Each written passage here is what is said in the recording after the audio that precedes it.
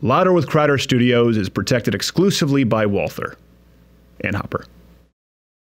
I'm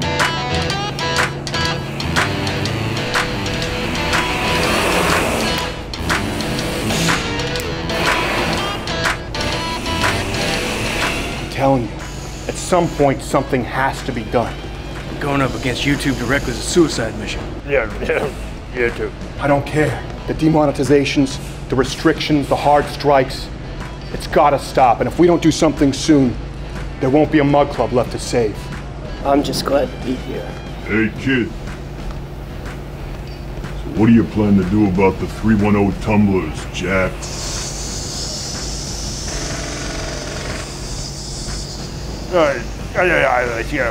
Hey, Bob.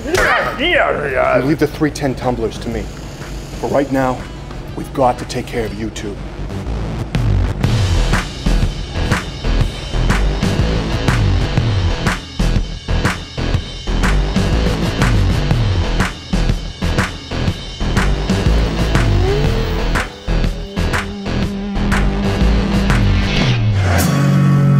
Right into this world all alone. You gotta take your soul, you're on your own. The crow flies straight, gotta raise some hell before they take you down. Gotta live this life, gotta look this world in the eye. I gotta live this life till you die.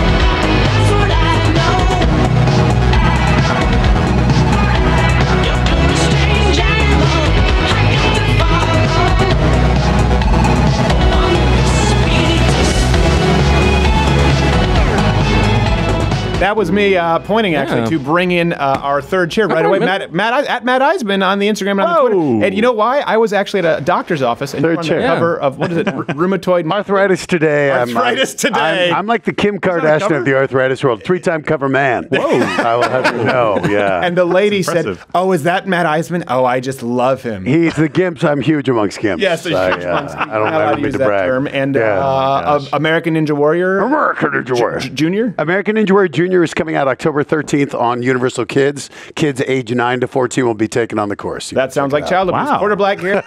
Producing. Yes. You are, in fact, your dad's black, right? I am, yeah. What's up, dog? Nah, let's stop that. Okay, and Morgan Jr. closer to the day. We got a little Purple Angel Carmenier. Purple Angel Carmenier. Sounds like a weird. I have a question. Yeah. This is my first time actually being in the third chair. Do we get to drink the wine of the day, or do we just talk about it? He never has given us anything. Really? Never even given me a bottle as a What kid. is this? You don't like wine. Even actually, when we did the big SMU show and he came out and he poured it in the glass, he leaned in and he whispered, said, "You better not drink that." This is Welch's. It's grape juice. You're getting an invoice. We have on the show today Sargon of Akkad. Yeah. Whoa, nice. Then we have Glenn Beck on the show. Whoa. And of course, we're going to be talking about Kavanaugh, everything that you need to know about Kavanaugh. There's the timeline's been going back and forth. I feel like a lot of people have been lost. They're getting lost in the shuffle. So we're going to try and clarify that for you. First, though, the question of the day. The left, they say right now to believe all women because of it's basically a blatant virtue signal being sent out to mothers and daughters. But what about the message it sends to fathers and sons when the left declares them guilty until proven innocent? Genuinely, I wonder what ramifications do you see there? Comment below. And why is no one talking about that? I think it's, again, unintended consequences. Yeah. I think it's a great statement to say believe all women. It's just making that leap to then convict all men. Yes. It's that idea of we certainly want these accusers to feel heard, but then it's this due process idea of, again, okay, we will hear you. We will believe that this is a credible thing, but it needs to be investigated before we draw any conclusions, before we end a career. Yeah. Do you hear that? That's the sound of your Tonight Show appearance being canceled. I don't know what happened here. I just voiced an opinion about my friends. Yeah, you have to have Down syndrome. I mean, when Norm Macdonald has become controversial, after saying specifically, my show will not be topical, he gets drawn in. There's no way around it because it's 2018. But first, leading the news, before we get to Kavanaugh, Batman is going to be showing off his Bat Tallywhacker in the new comic book. Wow. It comes from TMZ. The uncensored version of the member only shows up in print editions of DC's new, quote, adult black label series. This has been all over trending, though it should come as no surprise given who's been announced to portray Batman. I should say the Dark Knight. It makes sense. Is that Carlos Danger? Is that? That's the worst but best screen name ever. I couldn't believe, because I saw the image of Batman's member, which first of all he's circumcised. You don't have to click the picture. You can read the story without it. As a matter of fact, you have to approve. I know. I have to admit that you're 18. Here's one of the things that bothers me is when people don't actually do the research on these things and start talking about them. I wanted to see Batman's member and see what was going on. First of all, he's clipped. So, you know this, Bruce Wayne. Bruce Wayne could be a Jewish family. They're wealthy. Never know. Yeah. But I just thought, I thought, what is this idea of taking these characters who are so distinctly a part of childhood and trying to make this adult black label series funny. We're going to make this so dark that we're going to put a penis in it. And we're going to give him an origin story where his name was Bruce Nebowitz. Also in the news, by the way, an Arizona man faked Down syndrome just to hire caregivers. ABC News. The first victim reported that she assisted him with diaper changes. Oh my gosh. Baths on 30 occasions. The second and third victim took over. All said that he would become sexually aroused as he was being bathed. Suspicions arose, by the way, when police arrived at the scene and noticed the suspect was not retarded. You just lost your Tonight Show appearance. Norm Macdonald said that. It was just rape. It was just regular non-retarded rape. Oh my God! When someone says he didn't just say he was retarded, he claimed Down syndrome. I've worked with special needs people. You can see that. That's kind of an eyeball thing. Usually, by the way, they're jacked. You look down to the guys. You're like, oh my God, what do you do? What kind of shrugs are you doing? And it's like, I don't know. And they're really happy. Yeah, stressed. Well, look, I don't approve of this, but if you're going to go this far to get bathed. Okay, I can see something at the end of the rainbow there for you, but being somebody who sits around in a diaper that's dirty all day, why would you? Well, that's it. They said angrily changes. He was angrily pooping. Yes, that's what's so disturbing. That's a fetish. That's the most disturbing part of this entire thing for me. You wanted to sit around in your own crap until somebody changed you. This was also a movie with Johnny Knoxville. Remember that, where he was the ringer? Yeah. Where he wanted to win the Special Olympics and ended up falling in love? That was also not a good film, and this is not a good story. So let's move on to the international front. It doesn't get any better. A Chinese kindergarten welcomed kids back to school with a pole dancer. That is the way to go back to school, my friends. This is actually, here's a video. This is how they greeted the students coming back to the school. Yeah. This is the assembly. Look at the confusion on those kids. You're gonna be a dancer? You need to learn. Is the pole for fire drill? I don't know what they're expecting when they're sending their kids to Love You Long-Time Elementary. It seems as though this would have been self-explanatory. That should have been. Okay. I'll tell you what, that day I couldn't wait to get to finger painting. If you know what I'm saying. You are among the dads who set PTA attendance records. Is she the kindergarten teacher? I don't know. That was incredible. Please get in trouble. I'm going back to kindergarten. Because there was training there. Either they hired a professional. That's not someone who just got up on the pole. Yeah. Like, let me just, look, kids, I dance on pole. No, this is someone who's like super flexible. Clearly, they've been doing the pole. And had the outfit. Yeah. Had the outfit. And they were ready to go. Look. They stored in the teacher's lounge? I don't know about that. Look, anytime we make fun of your culture, this is why. Okay? Yeah. This is just one more reason why. Shut up, all cultures are equal. Which, hold on, well, I was going to say what made it creepier, that poll was actually Batman's member. So that's why that was for kindergarten. That was really much easier without his hat. Thank you, Nebowitz. All right, speaking of cultures, we have to turn our eye now to Ion India.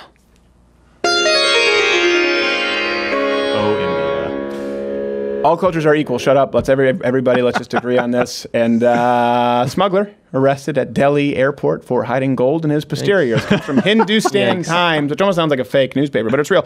On detailed baggage examination and personal search, it was discovered that the accused had hidden 9 gold bars. I don't remember hiding 9 gold. 9 bars. 9 bars inside his rectum. In his defense, He claimed he had Down syndrome. So again, at this point, that's where they're not thrilled. Do you know how much a gold bar weighs? Do you know what kind of rectal strength this guy would have to have? And size and capacity? Yeah, I'm trying to think. He's like How a big is it? gold bar equivalent of a stork. Yeah. The other thing is, I also just realized this is the origin story for Goldfinger. That was his proctologist. That's how he got the nickname. That makes sense. He's like, wow. By the way, he's a board certified MD. I am. Really? Yeah, That's right. I never found 9 gold bars in a patient. Well, they would have been, what did you find in there? Hey. Nothing. Nothing at all. Well, look, I'm not super surprised with my fiance and some of the stories she's told us about what she's heard. Yeah, found a nurse. You should lead with that. people's- Lead with the nurse. Lead. I don't know Yeah. where you're Fiance's a going. nurse, and there's a man who literally comes in every single year on his Yes. birthday with a new item inside his rectum. I think the last one was a water hose. It was a garden hose. I'm not sure. Yeah, it was a garden hose. Like, this is his That event. also sets records. Yeah, he's like, blow out the candles and Happy anniversary. All right, well, and time for the Astroglide. All right, to see this story and outdo him with 10 gold bars. Finally, statistics actually show that British police arrest 9 people. We have a theme now. I don't remember arresting 9 people a day. 9 people a day for posting offensive messages. Comes from Reason. In 2016, 3,300 people were detained and questioned for things they said online. In some parts of Britain, the arrest rate for offensive speech has risen by nearly 900% in recent years. So it started off just as arrests for alleged Islamophobia, misgendering trannies, but then with soccer, the police got out of hand. Well, it seems to be another piss-poor performance for you at Manchester, as we call you, Queerchester. But I'm sure you ought to do that. After all, with recent score. No! Over the door! Yeah. I'm not a big fan of Europe. Nightsticks are handy. I need to call This you. is why 250 plus years ago we gave England the middle finger. Yes, this is exactly freedom why. of speech. But no, you honest to good. What amazes me though is you're looking at these platforms like Twitter and how they talk about the censorship that goes on in China, and yet clearly, while it's not being censored, people are being prosecuted for it. And you would think that these platforms, ostensibly these last bastions of speech, would be against this, would be opposed to this idea that people posting simple ideas that would be demonstrably acceptable most anywhere. It is remarkable. And what's crazy to me, too, is we protect speech that's libel. We protect speech that's defamation now from the left, as long as it's a target that they don't like. But then actual speech, actual expression, whether it's comedy to the written word, to even, honestly, your own... In the case of Kavanaugh, actually, it's a good example. We'll move on to that here. The defamation is what they protect. They're like, well, people are free, and she doesn't need to protect her innocence. That actually brings us to, the meat segment for today. For those of you who haven't kept it straight, let's go on to this. Everything you needed to know about Kavanaugh, but were afraid to ask. Lying whore edition. Allegedly. Allegedly. That's not my letter. That keeps you safe. I see Matt going like, oh no. Oh boy. I mean, so let me give you some macro context here for people who don't really remember the story. Yeah. Remember the story. It's still ongoing. But by the time we hit Friday, by the time we hit Thursday, it's hard to remember what happened on Monday. Yeah, now. That's where we are. So still in the news, everyone's talking about it, the alleged attempted rape accusation from Dr. Christine Ford. By the way, no longer going to be calling her doctor.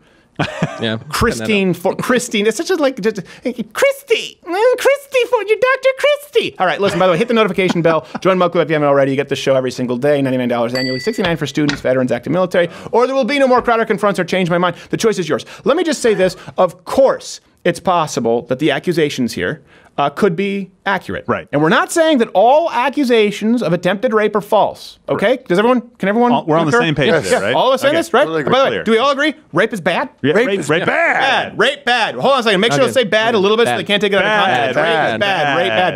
Bad. Yep. Bad rape. Yep.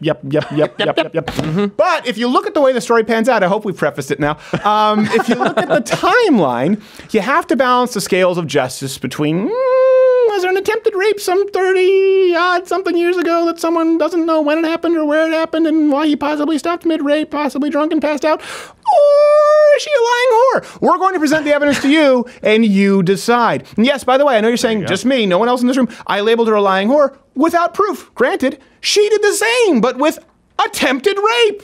That's the purpose here. Rapist. Whore. Let's see what happens. Exactly. It should be a fair fight. We'll see. Listen, I hope people are understanding the point. What's so funny is if you listen to her attorney, did you guys follow this? Yeah. Ford's lawyer, she said, well, my client doesn't need to prove the innocence of her case.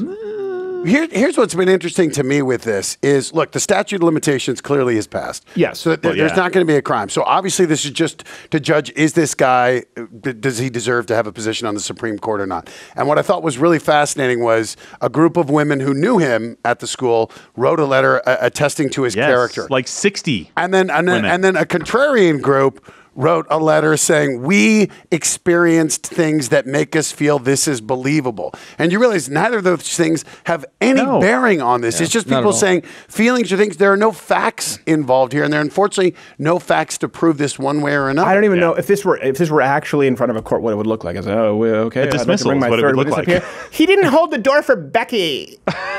I don't. It's just literally the lawyer came out and said, "Oh, my client doesn't need to prove the innocence of her claim." No, you accused him of rape. Do you know anything about the justice system? It's not, I accuse you of rape. My claim is true until you prove it false. Just watch Injustice for All with Al Pacino once. So let's look at this and whether this could be a PR stunt or not. Here are the fundamental problems with the allegations against Kavanaugh. So I have some sources here because they're important and I want to make sure I get this right. Christine Ford, not doctor. I will not say doctor, and I won't say doctor for you either, Matt Eisman. Wow, I agree. You watch while people fall into pools of 4 foot deep water. You're not saving humanity anytime soon. You sound like my dad now. Apparently now they're 9-year-olds. Yeah, dunk the 4-year-old in there. Let's see if he can swim after being discombobulated by giant foam pads. What the hell is the difference? Wasn't entertaining enough as it was, right? Yeah. Hope you have one hell of a liability waiver, Matt. So Ford has remotely kept the details of her own story straight, and the only person who can truly vouch for her is Dianne Feinstein. Now, I can't say everything's truthful. I don't know. Right. But I do know that you had to contact her lawyers. Damn it, Dianne, you had one job. Just say she's not a lying whore, and you couldn't do that. So let me recap this for you. Ford accused Kavanaugh of attempted rape in a letter to Dianne Feinstein that Feinstein didn't mention until after the hearings. Feinstein said Tuesday she can't vouch for everything, whether it's true or not. Ford doesn't remember exactly when it happened or where it happened. Her story contradicts the therapist. The attorney's story contradicts Ford's. An attorney that originally said Ford would testify is now, I think, saying that she's not going to testify, was put in retainer on August, at which point she took a lie detector test for an accusation she claims she was never going to make publicly at all. Should be noted, investigators are saying that there is still the noted possibility of Ford being a dirty lying whore. This is the investigators. I mean, again, Allegedly. just if you're going to say rapist, liar. The whore is, I'll give you, it's just to throw a little spin. It's a curveball. Yeah, exactly. There's no other purpose it's there. mean-spirited. So here's what I will add something here because I want to keep my job, and I can't tell you how.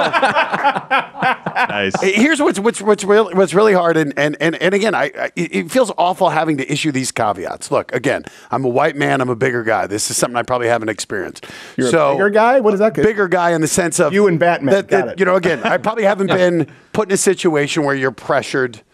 To have like sex. Some women, right? It happens, right? But my point being, I do never want to diminish this, and I think the Me Too movement has brought down a lot of people who deserve to be brought down. Sure. Here's the part that I thought it would have been where I could see this having some merit. Yeah. If she brought this story out. And 100 other women came out and said, you know what, I had a similar experience. All of a sudden, there's credibility, smoke, there's fire. Right. But when it's just been her, and we haven't seen this outpouring of people saying, Brett Kavanaugh has been this cad, this handsy guy his whole career, then I think it becomes much harder to say, with the absence of any proof, how do you... It is not the job of her to provide any proof. She is innocent until proven not proof. Not with proof. What are you talking about? I thought you were supposed to be a doctor. Well, look, I think what they've done is they've hijacked the Pound Me Too movement. Okay, they really have. Feinstein basically said, "Look, how can we delay this hearing? Okay, here we go. We're going to run on the hashtag Me Too, and we're gonna make an accusation that we don't have to prove. By the way, I don't know if anybody is aware of how our legal system works. You're innocent until proven guilty. Well, here's something else too. By the way, something that doesn't make sense to me is the stop mid-rape. I've talked about this yesterday. You either rape or the woman has a gun. A rapist is sick, twisted. He gets off on rape. That's why he's doing it. He's a rapist, right? We're supposed to believe he reaches the big show and just passes out. Yeah. I mean, or his friend jumped on top of him, sort of. So I don't know. Again, it'd be like someone who's into S&M and he's got the electrodes clamped to his balls. He's like, oh, I'm sleeping. I'm taking a nap. No, this is the guy's a rapist. He's This is what you waited for. This is what he's been waiting for. It doesn't make any sense to me. None of it adds up. And here's, by the way, to go to Matt's point, how you differentiate between like Weinstein and Cosby from Kavanaugh. With Weinstein and Cosby, we had verifiable claims proven in a court of law, at least with Cosby, even admissions of guilt. And I know confessions can be coerced. Okay, fine, but bear with me here for time. Places, times, witnesses, quaaludes. In instances like Kavanaugh, we have claims that can't be verified. What's a quaalude? Try it out. Jello. A claim so vague, by the way, it's impossible to verify at all. And of course, what do we see? The accuser playing the victim complex. This is what's important. When someone comes forward with an accusation, no proof, as a matter of fact, something that could not possibly be proven, and plays a serious victim card, that right away my antenna go up. And you want to believe people, but again, we do have to think of the reputations of people whose lives are absolutely destroyed. Raping somebody, terrible crime. Accusing somebody of raping somebody, also a horrible crime. Yes. Right. When did it happen? This is a good question. Like, let's just start with that. Okay, when? Right? Who, what, when, where, why? When? In original letter 4, she said the party happened in the somewhere in the 1980s. What does that mean? That covers everything from The Empire Strikes Back to Weekend at Bernie's. That's a very wide spectrum. That's a very big spectrum. Like when? If you were to look at the marquee at the cinema, and then she said, "Oh, it was 1982." Pick a number. It's like pick a number, any number. You don't have to prove it all. It's like she's had the shell cards. They just keep moving. You know, that shell game. Only like, I'm going to pick number 3. Rapist! You're like, it's a talking shell. So in the original Ford letter, she says it happened in a suburban Montgomery home. Then later says maybe it was also near a country club. But then she's not sure. Also, she has no idea how she got home. Maybe she was a little drunk. Convenient. Here's the thing: we usually fact check these claims on the show. There's no way in this case. Again, because lying horror edition. Now, moving on. If the who, what, when, where, why breakdown is really important, we're still missing the who, where, when. Still. So at least 2 of the other 4 people who were supposedly there at this event deny it happened. Here's problem number 3. The goal. What's the end game here? If the goal is the truth, like we were talking about with Michael Vorse, the Catholic Church, if the goal is to actually fix the church, if the goal here is the truth, having hearings, aiming for transparency, that would be seeking the truth. That's what Ford's lawyers claim is the goal, the truth, not politics. Roll clip. I think intention matters. I think if we are trying to really engage in an inquiry to get at the truth, a highly politicized environment such as the one we're in is not designed to do that. As a matter of fact, they claimed that they would do anything possible to make sure that the truth comes to light.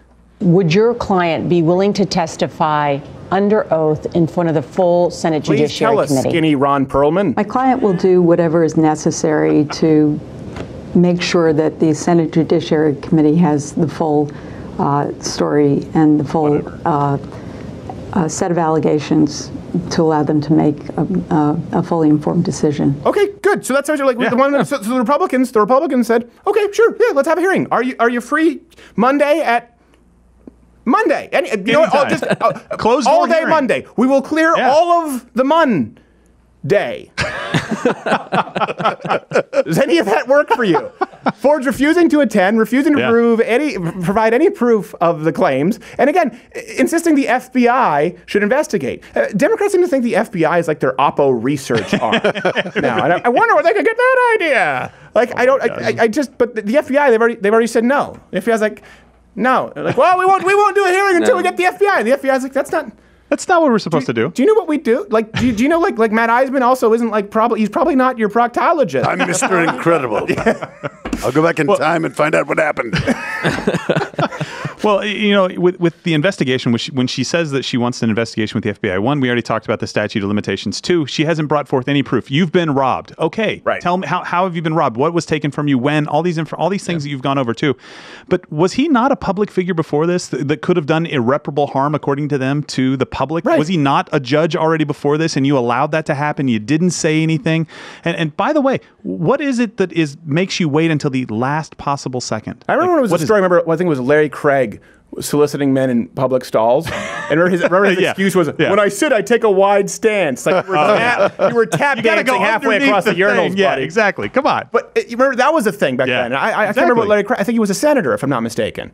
So this is a guy, again, who's a very powerful judge. What? He has to get to the Supreme Court before, I think I might have been raped by that guy. Before it pops up on the radar, really? Do you also? I also wonder though, where it sounds like she reached out to Feinstein, and maybe Ford thought this is just something I'll tell her, and she will use this, not knowing all of a sudden her name's going to be leaked out there, and she's going to get dragged into. No, but you know that's going to happen, right? And if they were really, I mean, if you go to Feinstein, it's kind of like, you know what? I want to keep this on a down low.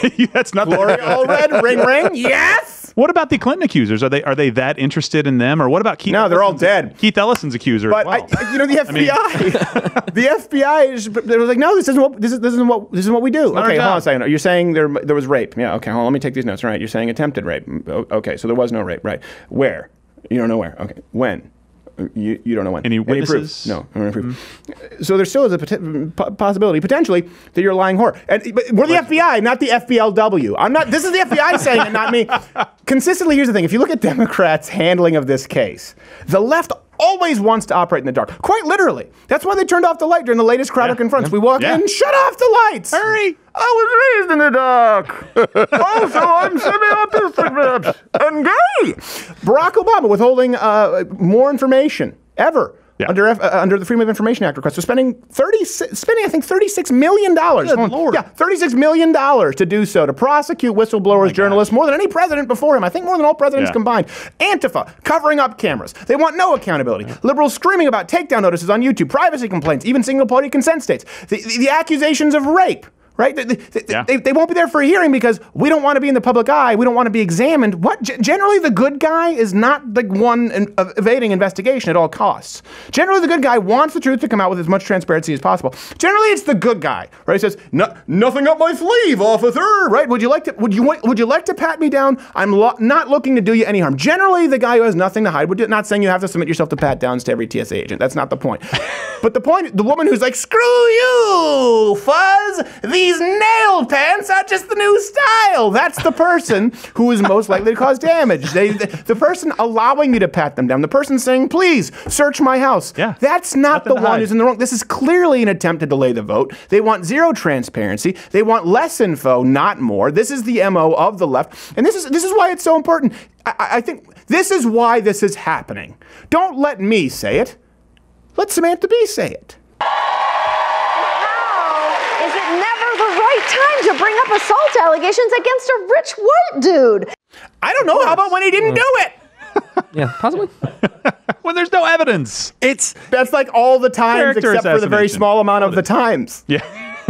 Again, and I look at this and you think of the people, you saw Hardwick or Aziz or some of these guys, or, Kavanaugh, if this ends his bid, and you start to say, be careful where you see, but if this becomes the tactic of just simply an accusation is enough to end a career, where there's again, and I feel the need to issue the caveat. Of course, victims, we want them to be believed. No more caveat. Rape is bad. Don't worry, we already edited out earlier when you said you were a fan of rape. But you just gotta say, all we have is you saying rape and good together. Do we really want to be in a society Put it together quick where one accusation is of enough, course not. Unsubstantiated, or at least unprovable? It seems this should sail through. It absolutely, with what we know, it should sail through. I think it's completely fabricated. Now, unless there's some bomb that drops. But I doubt it. I really do think, this is my opinion, I think it's completely fabricated. Yeah. And I hope you understand the point that I'm making. If someone accused someone of being a rapist, lying whore is really, that's just a nickname at that point. I mean, come on. That was my nickname at the Boy Scout summer camp. The point is, like you said, the left, they want to be able to make the accusation zero proof. They want to be taken automatically, seriously, at their word, given credibility without any transparency. They're not interested in the truth at all. And here's why. They're in a, you know why? It's because they're in a panic. Yeah. So right now, we're 2 years in. Trump's already nominated 2 Supreme Court justices. We've got Ruth Bader Ginsburg in hover-around commercials at the Grand Canyon with her I've fallen and can't get up bracelet. And that's why the left, by the way, their Netflix documentaries are like, she's the cool rapping grandma. No. She can't even remember her own name. Do your due diligence. Go look up the sources we've provided in this program. There's no substance to this whatsoever. That's all you can do is do your best to research it in this case. There's very little to go on. And that's the idea. That's by design. Hashtag not all women are liars, but this one right here, this one just might be. So I'm just going to say liar, liar. And you know what? If nothing else, I can say lying whore, and at least I know I'll have a job as a professor somewhere in Texas. Up next, we are going to have Sargon of Akkad, then Glenn Beck. Yeah. Ooh.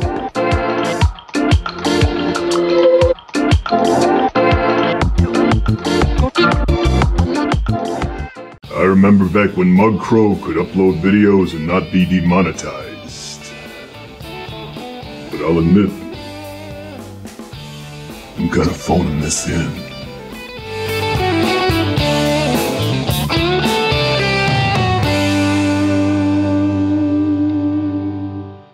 When it's time to get away, to leave the hustle and bustle of everyday life, to abandon your worries at the door, there's a place that beckons off golden coasts of Sao Paulo with open arms in Snake Island. Sandy beaches and miles of coastline with not another human in sight. Snake Island, an actual place, averaging at least one deadly snake per square meter, crawling with Mother Earth's most evil creatures. Venomous snakes, flying snakes, snakes that hunt in packs. It is literally filled to the brim with deadly snakes. It's a place that leaves you grateful for all the modern-day basic bitch white guy problems you have at home, should you ever make it back alive. So pack your Depends and book your travel today, and prepare to ask yourself, why the hell don't we just nuke Snake Island? Your trip begins at the gates of hell.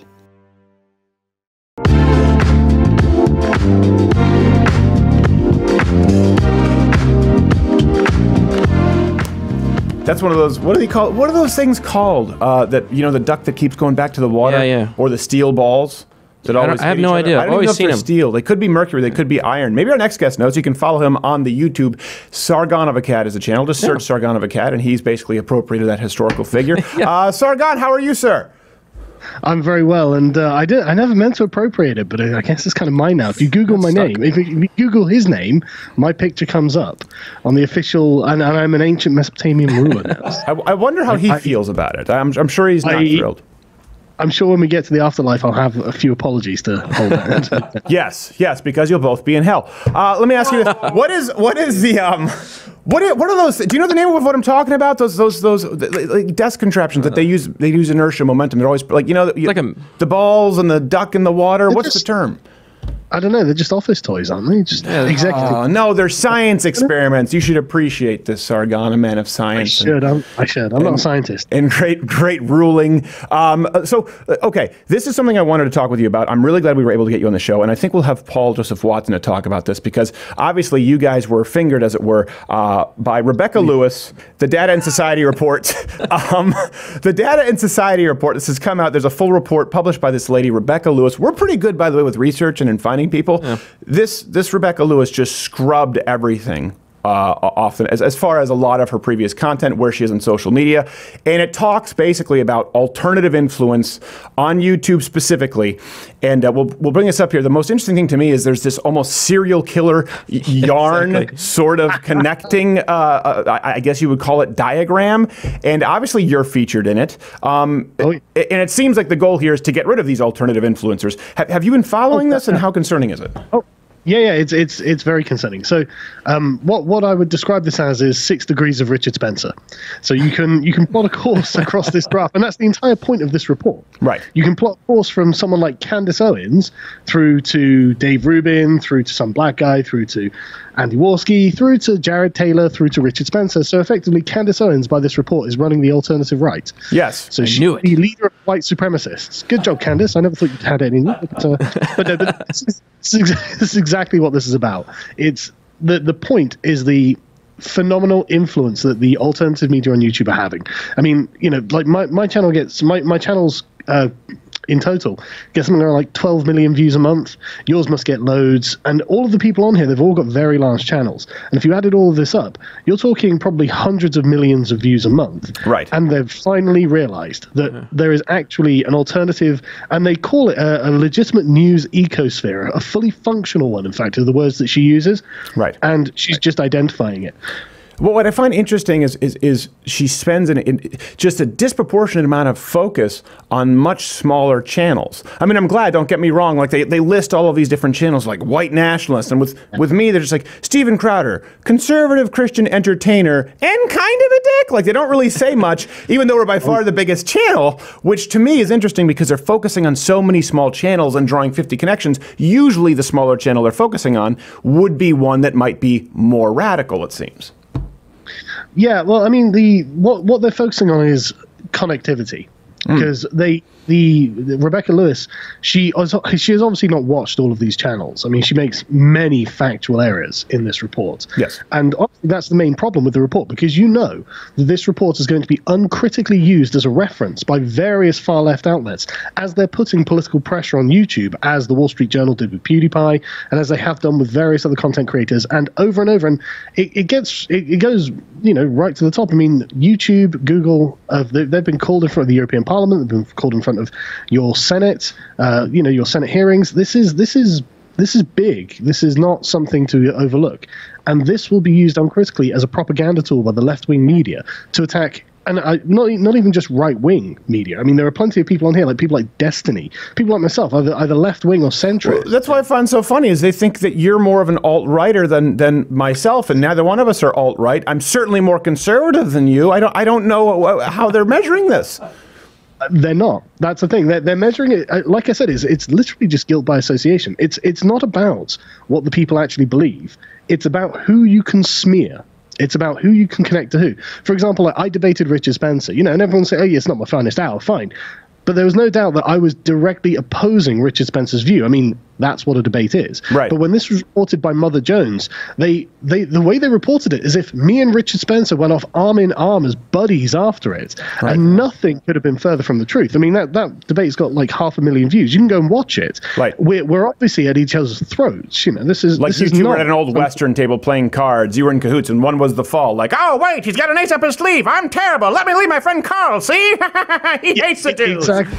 And I'm not kidding. Mother Jones literally said that we both agreed that the white race was superior, and I'm just like, that was, I mean, it wasn't even about racial superiority. The debate was about the politics of effectively liberalism versus collectivism. Right. And so the idea that I mean, none of this is correct. Mm-hmm. So I can only assume this is being done as an ideological propaganda piece. Well, and we know that that's been going on for a long time. How do you think this is any different from, you know, for example, using the Southern Poverty Law Center as one of their fact checkers? Do you think this will lead to any more severe ramifications? Again, this is a really, really lengthy report.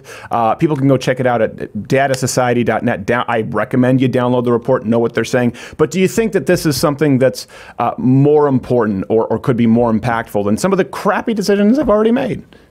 Yeah, it absolutely could be, because this is coming with what they perceive to be legitimate academic backing. I mean, anyone who's even glanced at it will understand that the data used is just nonsensical. None of this is actually it's just guilt by association. So anyone who touches this will understand this is not real. But what will happen is it'll just be various article after article that just cite it without referencing it.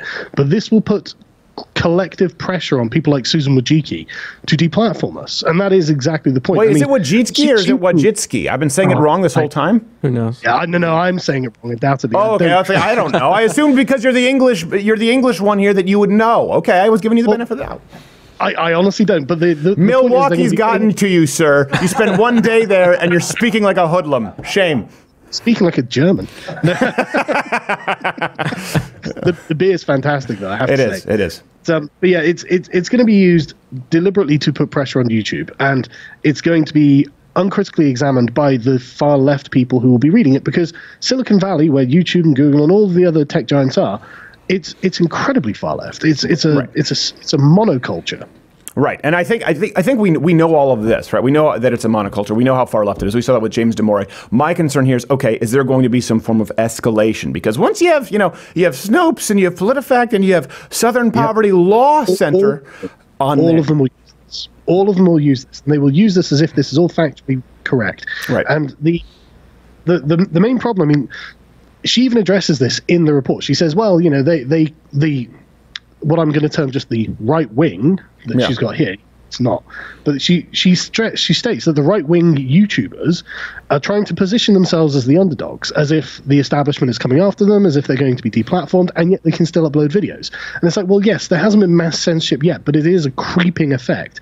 The slow demonetization, the shadow banning, and then, I mean, have you seen an Alex Jones video recently? I mean, it's not like I'm a fan of Alex Jones, but he got tanked in a day. Well, not only that, but it's like, oh, they claim themselves as the underdog. As I write this report with no real academic substantiation, here you go, Susan and Jack. Yeah, you're about to say something, Quarter Black. Well, the thing is that all of the people that they list in this article, they always paint with, they're the conspiracy theorists. They're the ones that are making stuff up. You literally have a map of red lines connecting all of these people together. Like, what? It's like, it looks like the Zodiac's basement. Like, look, Stefan Molyneux, and then Carl, and then Stevens here. So we don't know what he does, but we don't like him. It's really outlandish. And you'll notice that the language used in it as well is accusatory for things that they themselves do. They'll say, well, they're using influencer tactics. They're close with their audiences. They're accountable to their audiences. They exchange information in the comments. The audience has a direct built-in metric system where they can show disapproval. Exactly. Imagine being YouTube has a comment section. Exactly. How awful this is. How dare they upvote and downvote to let us know how they feel about the content we're giving them. But the thing is, what they understand is that what this does is it creates loyalty. And they think that what we're creating is brand loyalty, as if we're corporations selling a product, when really what we are is just discussing ideas and talking from a particular political point of view, which is completely normal, and it's what they do all the time. And she says, she uses the word okay, go ahead. She used the word objective in the report, as if you can look at Silicon Valley and expect any kind of objectivity, as if you can look at like the far left publications and they dominate the media as if there's any kind of objectivity there. But the way they write it is as if they have the monopoly on these things, and we are just a bunch of conspiracy theorists who have got our big red line graph on the wall behind us. Yes, exactly. Oh, this one with the line.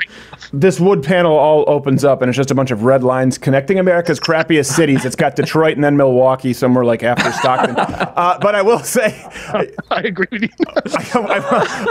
I will say, it's funny that you say people of a specific political worldview or point of view you just mentioned. It's not even that, because you know what? Your political worldview matches up very little with mine. The only thing on which we match up, really, is that there are people like this, Rebecca Smith, looking to silence us. That's the commonality. You want to find the one thread connecting the dots that you could say is legitimate, is people saying, people like Rebecca Lewis and Susan Wojcicki, however you pronounce, they want to silence us. That's the one connection. She makes that point. She absolutely observes that. She defines the fact that our opposition to them, it's not, we are not an ideological monoculture. I mean, I come on here and I disagree with you on certain points, but we can have a conversation without screaming names at each other. Right. And the same, I mean, I've interviewed a lot of these alt-right people and had debates against them. The people who subscribe to these channels are receiving a greater diversity of viewpoints than the person and the people who are going to read this in Silicon Valley and various other places. Sure. We are actually the place of intellectual diversity, and they know it. Yeah. And she actually identifies, broadly speaking, and she uses the terms SJW versus anti-SJW. I mean, it's actually like sunk itself into the lexicon now, you know. Yeah. But that is actually it. She recognizes this is just opposition to progressivism. Well, and that's a problem, right? It's because they want to live in the dark. Just like when we did the Crowder Confronts, what do? They shut off the lights. They cover up the cameras. In this case, we're trying to find Rebecca Smith to invite her on the show to discuss this report. They never do. This is a program where you've had Naomi Wolf all the way to Glenn Beck to Sargon of Akkad to Alex Jones to Ben Shapiro, take your pick. We will have anyone on who is willing to have an actual discussion that is somewhat, it just doesn't even have to be that productive, at least somewhat productive. They want to operate in the dark. It's the only place they can live. They're like stalactites. All right, that is Sargon of Akkad at the YouTube. No. Oh, I thought you were saying correcting me. No, that's absolutely right. I mean, the thing is that the whole point about this is censorship. That's the point. She's identifying the people to censor. That's the fundamental point. I thought you were doing this like correcting me, like, oh, he's been banned already just during this interview. Okay, Sargon of Akkad on YouTube. Thank you so much for being here, sir. Stay safe in Milwaukee. My pleasure. Thank you. There it is again, so strong.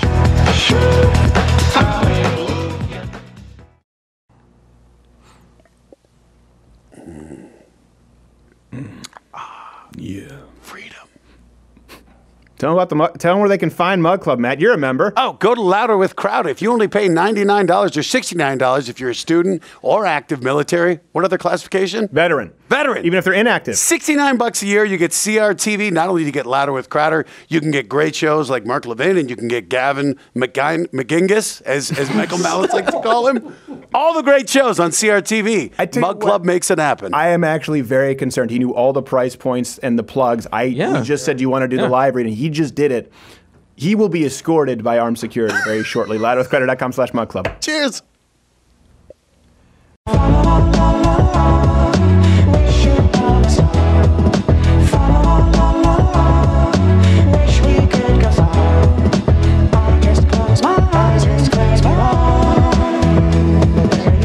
I think in the song it's saying, I close my eyes and there you are. Yeah. I don't, but I think the person's on hallucinogenics. I think that's what the song is supposed to be. But I don't know if they're mushrooms. You and your drug paraphernalia. Get out of here. This is a family show. Really glad to have our next guest on. I've performed with him live. I've been on his show multiple times. He's actually been on this show quite a few times. You can follow him, as long as they still allow him, on the Twitter at Glenn Beck. And his new book is Addicted to Outrage. Mr. Beck, thank you for being here, sir.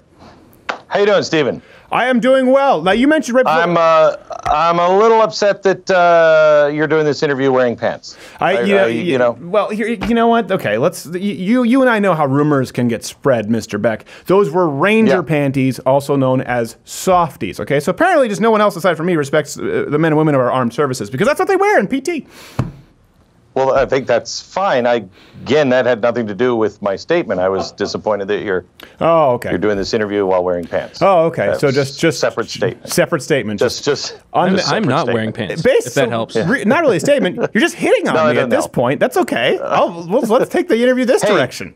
Who are you to judge? Who are you to judge? No one can judge anything anymore at all. That's even right. Allegations against somebody being an alleged rapist 35 years ago. Don't know the time and place. No proof. And by the way, it's not my job, you know, Glenn, to prove my innocence in accusing you of being a rapist. No, it is not. It is not. I mean, it used to be, this is old-timey, you know, that you're innocent until proven guilty, and you had to prove the person's guilt. They were, you know, that's the way it worked. But I don't like that standard. No, you know, and Stephen, I mean, let's be honest. I think you should fess up to what you did in kindergarten. Yeah, you know. Revolving pants. Yeah, well, it always goes back. I thought you were going to say, you know, you could just say what you did to a kindergartner, because you could throw that out right now, and I just say, hey, no, I didn't. You'd be like, it's not my job to say that you didn't do something with a kindergartner, you disgusting, horrible human being, and I'd be like, oh, crap, we're playing by those rules now. Cuff me, boys. That was it. Did you see the attorney's statements? No, you wouldn't go to jail. You wouldn't go to jail. You would just have your life destroyed. Yes, that's exactly. They don't actually, you don't go to jail. You don't have trial. You just have your life destroyed. Okay, so this actually comes back to, you know, the point with your book. I don't have it in front of me. I know I'm getting a copy soon, and you'll be back in the studio. There you go. Addicted to Outrage, available wherever books are sold. You've managed to avoid this quite a bit, though, on the personal sort of moral attacks. You know, with the hashtag #MeToo movement, you really haven't had anything like that, and that's pretty remarkable considering the span of your career. I mean, people hate you. Some people hate you. Don't get you. Look at me. Nobody's going to believe any woman. No one would believe anything. They'd be like, oh, I don't believe it. Look at him. Listen, Glenn, I'm going to say this. I'm going to give you a compliment and then immediately contradict myself. You know, listen, in the realm of like actors, okay, listen, you're not, you know, you're no young Alec Baldwin. In the realm of conservative hosts, you are you're very attractive, right? So, certainly compared to Harvey Weinstein, you're doing well. You know, you're right on that. Thank you. That means the world. I'm going to cherish those words, Stephen. But how do you think you've avoided it? Because people have gone after you for your ideas, or they've gone after you for your, you know, the way you presented your ideas, but you really haven't had the same kind of personal attacks on your character as far as the sexual stuff. Of course I have. Really? Well, the sexual stuff, no. The sexual stuff, no. Well, yeah. And I just, you know, I mean, you know, my wife would love to, because she would not be the obedient little wife that said, no, my husband. She'd like, get out of here. Yeah. I'm glad he's gone. Yeah. But I think the way you avoid it is one thing that I do, and I've done since I was at Fox, is I'm not alone in a meeting or a room with a woman or a man, really, for that matter. Yeah. Really, ever. I mean, my office, you've seen it. It's the exact opposite of Matt Lauer. Right. It's completely glass. The walls are glass. But it's exactly the same as Anthony Weiner's, but for entirely different reasons. No, but that's a good point. So you and Mike Pence, we've been told, are you're closeted rapists, right? Remember with Mike Pence, like, well, you don't trust yourself alone with a woman? It's like, come on, take your pick, people. No, you know what? It's not. For me, it's not anything other than I know how this works. Right. You know, when you're under attack for political purposes and you've had people investigate you and, you know, even your own employer do like a hatchet job going through your garbage, you know, you start to take precautions that anybody can claim anything. And so I've always just taken the precaution of I'm not going to be alone with anyone, because then it's my word against their word. And then it comes down to which one's more popular with the media. And I know it's not me. Well, that's certainly not me either, especially with the new data analytics report we were just talking about. But your book, Addicted to Outrage. Let me get into this. Why write this book? What is so important, you think, about this book right now? And I guess sort of summarize it for people who aren't familiar with it yet. You know, I think because, Stephen, you're a good example of this. I love when you go out and say, just change my mind. Yeah. And you have a rational conversation with somebody. You don't hate them. You're not throwing, names back and forth at each other. Change my mind. I'm willing to have my mind changed. Mm-hmm. Nobody's doing that. And we're starting to get so outraged over things like, the frickin' Muppets. Yeah. They're gay. They're felt puppets, man. Yeah. Their eyes are glued on. What are you talking about? Or they like having glue shoved in their eyes. That's the problem now. We don't know what they're into. Could be. We don't know what that Frank Oz was doing. Get the hot poker, Bert. Sorry. So they're, so we don't really we're not talking to each other, and it's just hardening our positions. And we have to. And I think the good news is that there is probably, I think there's 60, maybe 70% of the country that doesn't want to play this game anymore. They're tired of it. They're tired of the games and just, like you, just change my mind. Well, I think there are a lot. Who would you say is most to blame for the outrage addiction here in the country? We can obviously go left, right. We can go academia, is it media? There are a lot of sort of different ways to divide it. I think it's academia because it started really in academia. It's I focus in the book on the postmodernists. Mm-hmm. And, if you know anything about the postmodernists, it's been around for a while, but it really became weaponized in the early 1970s, late 1960s in Paris. When they came over and started introducing it into American academia, I mean, they're on the tarmac and they're talking about, you realize we're about to unleash a plague on this society. Right. And it's just gotten worse and worse and worse. And people don't understand postmodernism. They don't understand the rules, and it's why everybody gets so wound up. And it's why we're looking at Kavanaugh today and having something that we always would have said, he said, she said. I can't make a decision here. There's nothing here. Right. Maybe he did it. Maybe he didn't. Maybe she's lying. Maybe she's telling the truth. I don't know. Yeah. We would have moved on. We would have had the decency not to even bring this to the people, because it hurt the person who could have been innocent. Right, exactly. And there are really, honestly, the more that comes out with this story, but barring some bombshell, it really does seem as though it's entirely fabricated. That's just my opinion. But when you go, hold on. Entirely what? Fabricated. It seems entirely fabricated to me. I think so too. Yeah. This is just opinion. It could be. It could be. I'd like to hear some facts. I don't understand a rapist stopping mid-rape. No one can explain that to me. It's like, this is what they do. They're filthy. They're filthy, horrible people. Bury them beneath the train tracks, okay? Make sure everyone understands. Hate rape, everybody. Because they're sick and twisted, right? If they are starting a rape, they don't just stop.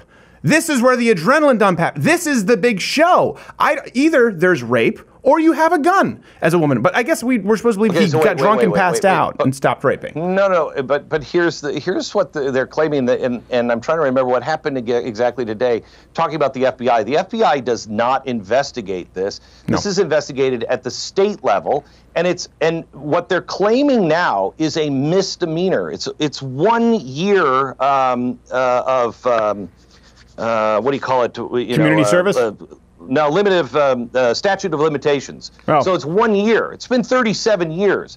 This is a misdemeanor, meaning he groped her, he held her down, he touched her through her clothes, and then it was over. Yeah. Felony is different.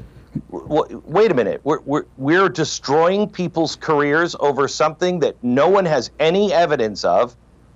And you can't get the FBI to investigate because this isn't the FBI's job. No, because they couldn't possibly. And of course, this happens day in and day out on campuses across the country with these sort of campus tribunals. Let me ask you this, because we talk about the outrage culture, right? This is a good example, the outrage at Kavanaugh. But what they are doing right here, that is outrageous. So what is obviously a measured response, obviously presenting facts and information. But when you have people who are willing to slander or commit libel, what do you do? I mean, I'm of the belief that you don't find middle ground with evil. There are people with whom you can find middle ground, but you have to recognize those who you can't. What's your take on that? So I think you're exactly right. You know, you can't. This book is not aimed towards Washington. It's not aimed to the, you know, people who are playing politics, and it's not aimed to those people who are just diehard, never gonna. They will never say a bad word about the president, be it Trump or be it Obama. Mm-hmm. Doesn't matter, cut from the same cloth. They hung the moon and the stars, and I will never say a bad word. My way on the highway. Those people are out. But I think there are a lot of people that don't want to engage in this. And have you read either The Coddling of the American Mind or The Righteous Mind by Jonathan Haidt? I've read portions of The Righteous Mind, not The Coddling of the American Mind.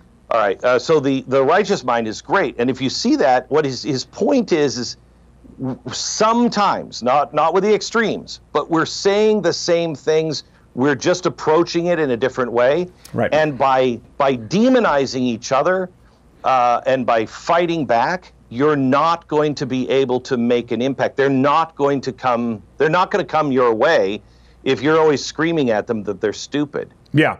Well, what if you're not screaming? Well, a good example, like recently, so we do change my mind. That's our first option. But just recently, we did a Crowder Confronts is another segment where this professor at UT Arlington said I threatened to kill his children, posted false memes of me saying, you know, gas all the derogatory terms for Jews, which is actually these were memes spread about me, it turns out, by a neo-Nazi website who didn't like me for supporting Israel. This professor realized it was fake. He continued with it and said, this man actively has told me he will kill my son, he will kill my family, and was teaching his students. We called the campus dean. They did nothing. We called the campus police. No report was filed. From him, by the way. We called the campus lawyer. Nothing. So that's where we invaded his classroom and with a Bristol board of all of the things that he claimed, because I do think that at a certain point, we're not confronting these people. Yeah, at a certain point, you're not confronting these people just to fight them or say they're stupid. You're confronting them for everyone else watching. But of course, the first choice is change my mind or any of these debates that we have. There's a real difference. I mean, you're exactly right on evil. You don't negotiate with evil, and you don't abide with evil. You don't live next to it and just look the other way. Absolutely right. Right. So there's a difference between, you know, some outrage is warranted. And some things have to be stopped. But I'm convinced that the left is going so far. I mean, I hear people on the left all the time will come up to me and say, I have to tell you, I am more afraid of my side than your side. We're getting spooky. There are these Democrats locally, your neighbors, not talking about the people in Washington or, you know, sure. Going to Louis Farrakhan conferences. Those people are starting to be uncomfortable with the people that their party is hanging out with and abiding by. Yeah. Those are the people that we have to talk to. Right. And if your neighbor is Farrakhan, you have problems. I'm just mowing the lawn. And the Jews cause all wars. Okay, Louis, see you tomorrow. All right. We do have to go. I know we'll have you back in the studio for a longer segment. Yeah. It is at Glenn Beck, as long as they allow it. Show the book one more time, Addicted to Outrage. Let them see it. Let them see it. It's on Amazon, right? Is there? There are still physical bookstores, I think. Yeah, I think there are. I haven't been in one for a while. I swear to you, the Barnes & Noble near me became a Barnes & Noble's cafe. They don't sell books. They just sell coffee. So I don't know anymore. You know what? And get the audiobook. The audiobook's really, really good. That's true. And plus you sound like a narrator had a baby with James Spader. So I actually think the audiobook might be the way that I go while I'm driving. Yeah, Glenn, thank you so much, sir. I know you're tired. I appreciate you coming, and we'll have you back on soon. Thank you. God bless. We'll be back to wrap this up with a nice.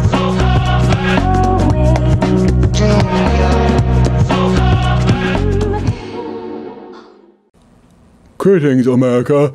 Hopper Crowder here, telling you that you should follow Steven on Instagram at Louder with Crowder, because a lot of pictures of me, it's good vibes all around, unlike the comment section. And the only thing is, he doesn't have Steven Crowder, it's Louder with Crowder, because that guy's a dick.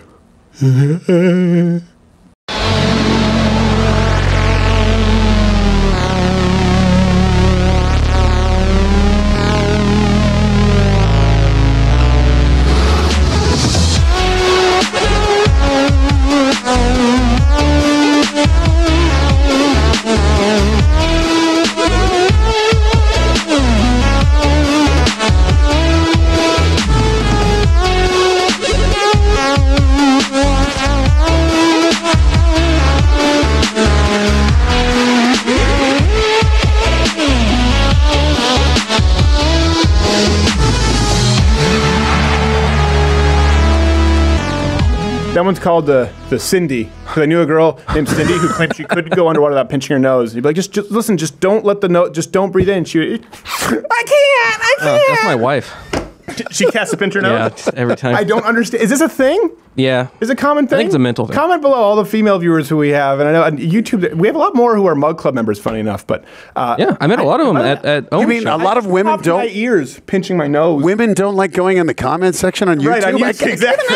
We have a lot of female viewers, not a lot of female commenters. And I'm pretty sure most of them are catfish. Yeah. But I don't know what this is. She would always be, and she'd panic. Thank you. You got in a drowning dance, Matt Eisman. Yeah. Oh, yeah. What's, again, so obviously Matt Eisman on Twitter. Yeah, Instagram, Facebook, and then American Ninja Warrior Jr. on Universal Kids, October 13th. October 13th. They get a day off from the Nike factory. Thank you for helping them out. They got to stand for something. They did stand for something. You know, I wanted to bring this out, and there are a couple of reasons for this. So this right here, because I wanted to give some credit to someone I don't often get to talk about in the show. You know what this is? You have any idea? I think Garrett knows. I know. Garrett knows. I printed it. And we're gonna play a little game here, and this is honestly to just thank the people here at the show, and specifically one unsung hero who I don't talk about enough. This, I don't know how do I unload this? There. Oh my God! It's just a big stack. Just a big stack. This is for people. This is when we talk about why we've missed shows or something for a Crowder confronts or change my mind. People are like, whoa, what are you doing? Listen, we're not at home reading the member DC comics, okay? This is 1 year's worth of Louder with Crowder writing. Wow. Just the last, and it doesn't include research. So all the sources you just saw, it doesn't include any of that. And so nothing up my sleeves. What I'm gonna do here is, Matt, I'm just gonna run my finger through, and then you just tell me when to stop. Okay. Stop. All right. Well, I'm gonna have to grab out a few sheets now because it's kind of heavy. Yeah, it's a thing. I think some of them are. You haven't been doing you skip an arm day there? Skip. All right, hold on. Which one? This lost a page. Well, what just came out here? All right. This is. Let me read it exactly. Suicide is toxic. It's violent. But the good news is you just need to change. You need to become more like a woman. There's truth. We have tens of millions of boys. Do you think he's more likely to become a compassionate husband or a loving father? What is this? I'm trying to remember what this was even from. What is that? I've had nightmares where I just get killed by. Oh, this was the please think of the children closing segment. Oh. Someone please think of the children. I was like, why don't you think of the children? Right. So, I believe the children are our future. Yes, exactly. There you go.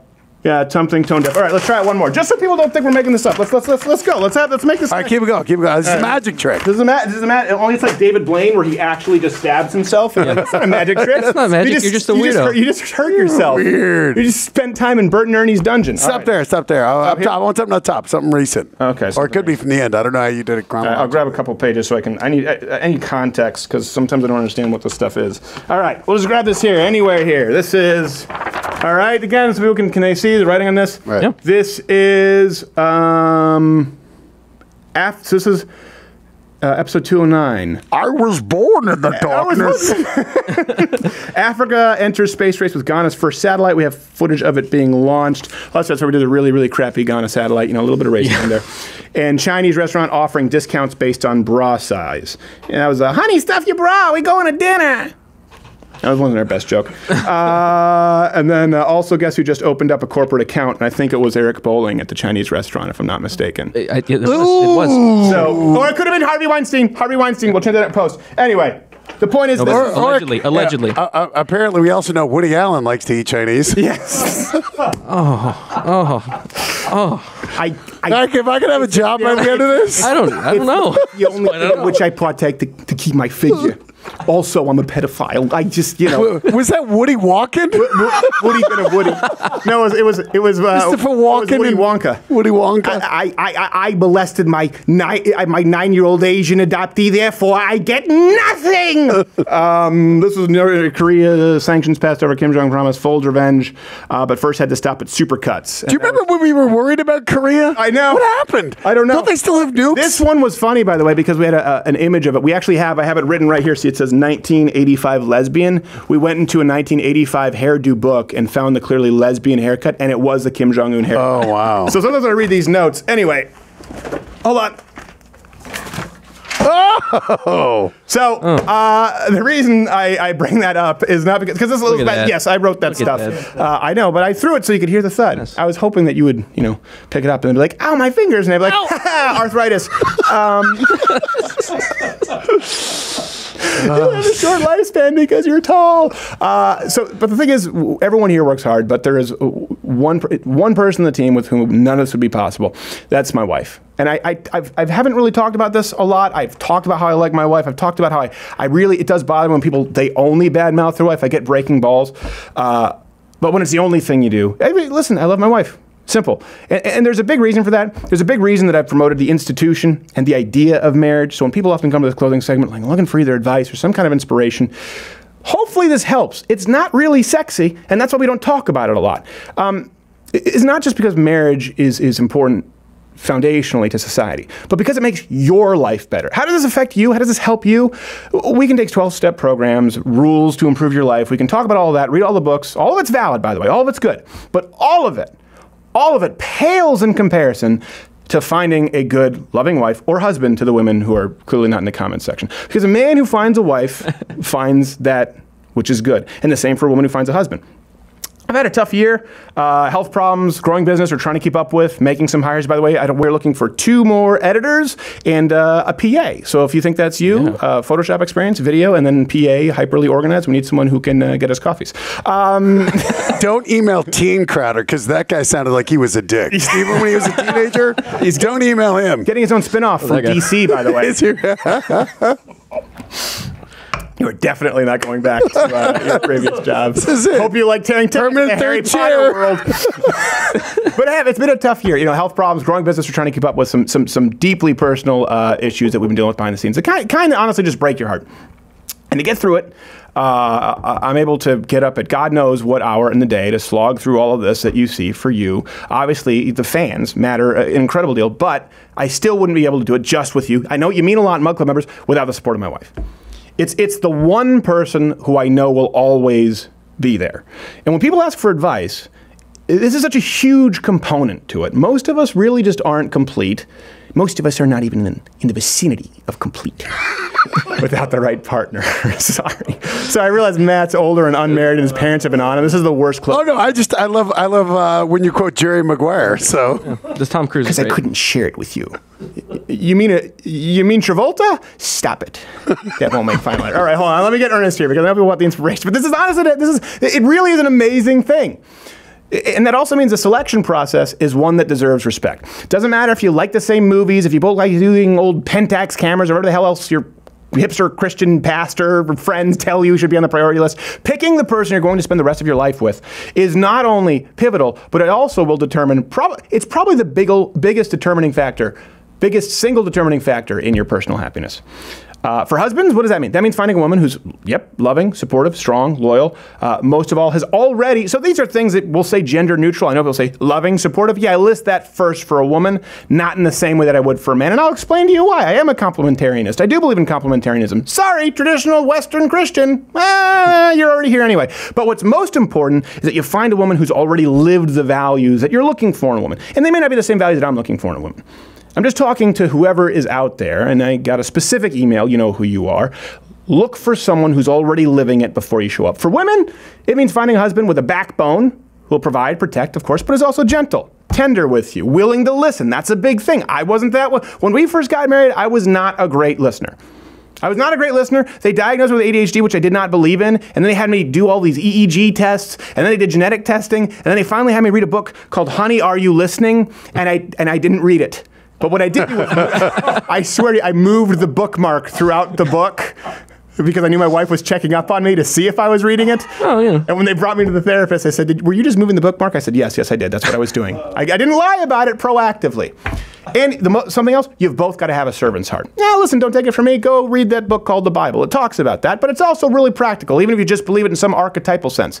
So it means that both of you have to live to serve one another, because the stupid idea that we hear all the time, and I hear this a lot, we see it in romantic comedies, oh, he'll love me just the way I am. Bullcrap. Okay? Yes, he loves you, but you could use improvement. Work on it. He loves you, period. You need improvement. Period. Work on it. Or the men who bitch. She's always trying to change me, bro. Women, they're always trying to change you.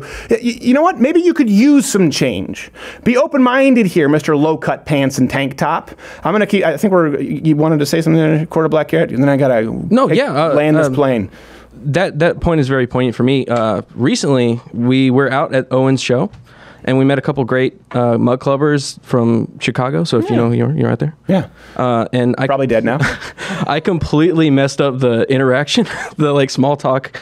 And then after we just kind of talked about it, and she kind of worked me through like, hey, this is like things you can do to improve yourself and interactions with people. Yeah. So, I mean, that's what's so great about being married. You have a really nice wife. I don't list that among the best quality. My wife, that conversation is this. It's this. It's like George Costanza's. And I get the message right away. And sometimes when we first got married, I swear, I'd be like, why are you hitting me in front of everybody? Because you're not a good listener? Because I'm not a good listener. So this is the thing. Marriage is not, this is one thing that's really important. This will improve your life. Not only will it improve society, you've heard Jordan Peterson talk about this, but individually, I can tell you it is the single greatest improvement, the single most important decision that I've made in my life. But marriage is not about two people who are perfect for each other. That's a lie. It's the exact opposite. It's the marrying of two very flawed, very sinful, very imperfect people to become one greater than the individual. You go in knowing that with eyes wide open, wow. That's when things click. But rather than fight the self-improvement and the self-change, you got to embrace it. Let me tell you what I love most about my wife. She's not necessarily as gentle with me. And you know what? I wouldn't do well. You think I would do well with a wife who was that? No, I need a wife who smacks me around every now and then.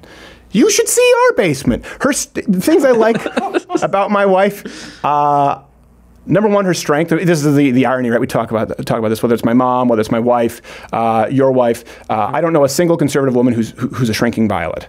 A single conservative woman, a single woman who is right-leaning, who is active in their points of view, I've never met one. It's never happened. The only weak women I've ever met, the only perpetual victims I've ever met are leftist feminists. My wife, complete opposite. Her strength, her loyalty. I don't think I've ever seen anyone in my life as loyal, and you know, there are a lot of other reasons, but as loyal and trustworthy as my wife. And in this era of the Me Too movement, and I was thinking about this, the baseless accusations, I have zero concerns. None. Zero. About my wife's intentions. And she can say the same about me. I love that about her.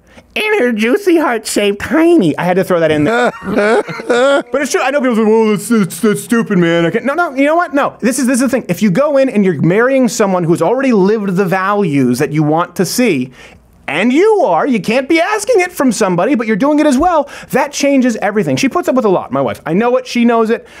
But all of this works out. You see, all of it. None of it happens. None of this happens. None of this show happens. None of this works out. None of it comes to fruition without the wives and the husbands of the people who work on the show. Do we have husbands, actually? Well, yeah, okay. One woman has a husband, and then we have too cute Maddie, who's too young to be married. Well, she's not too young. She's not married yet. Yeah. Watch. She's going to have so many suitors now. But really, the wives and the husbands who may not be on the payroll, who may not be on the employee list, and we're continually hiring, they really do help make this show happen. And a big part of this, knowing no matter what happens, no matter how hard I fail, no matter who tries to sell me out to the devil himself, and this is what could happen for any of us with this new movement of baseless accusations, that I'll come home to a loving wife who I can trust, love, and man, we use the term priceless so often, it's meaningless, but that really is something priceless. It's not just peace of mind. It's a calming of the soul.